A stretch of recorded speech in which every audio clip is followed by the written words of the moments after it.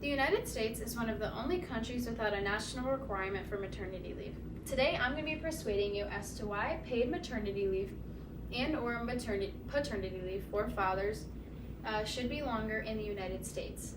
In this country, there are hundreds of families that are forced to go back to work just a few weeks after having their baby. And the stress that comes with this is unfathomable, and parents shouldn't have to deal with this just a few weeks postpartum. Increasing the length of maternity leave positively impacts the mental health of the mother, the overall health of the infant, and positively impacts those in low-income households. Let's take a look at what maternity leave looks like right now and how it is affecting families. Right now, the main problem is that the average length of maternity leave is around 10 to 12 weeks. However, this is not a main rate within the country. One way families are able to get leave is through the Family and Medical Leave Act of 1993. This grants families a 12-week period of unpaid work leave. This causes financial problems and lifestyle changes within families. In this picture, it shows the paid maternity leave around the world.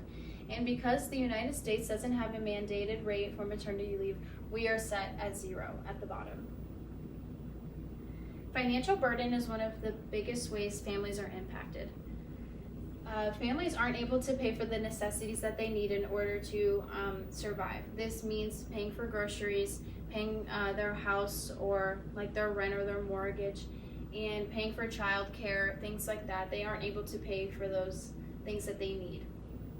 This could potentially lead them to using their savings or retirement funds.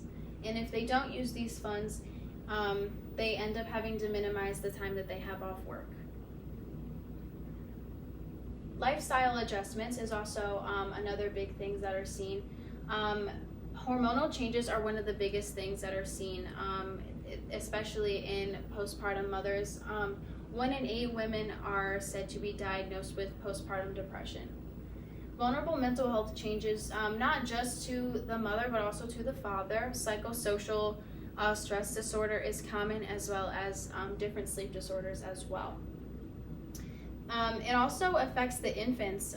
There are, like breastfeeding rates are higher with lower maternity leave lengths, as well as infant mortality rates. In this picture, it's just a study showing that the percentage of mothers that had no leave time as well as unpaid leave time are higher than those with paid leave. So the solution to this is just that length of maternity leave should be longer and to make sure that they are paid for. I would say even just increasing the rates from 10 to 12 weeks from 12 to 15 weeks. This is because there are positive impacts on the entire family. So reduced depression is seen in mothers, as well as infant mortality rates are lower whenever maternity leave is higher. There are also benefits to fathers having paternity leave as well. They are seen to be more involved around the household, as well as just be there for the family and have better mental health on the mother.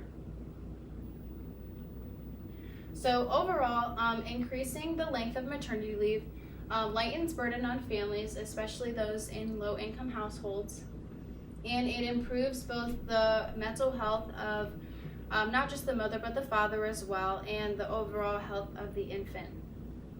And so just think about a time in your life when you want to have kids or you wanted to have kids, and you see and you think about if your life would be different with or without paid maternity leave. Just having paid maternity leave, it helps a lot, especially because it's a lot of lifestyle changes. Both you and your husband or you and your partner are going through a lot of changes, and you just want to be comfortable, and having a paycheck it's really just a lighten off of all of the other things that are changing. Thank you for listening to my speech today. I appreciate it.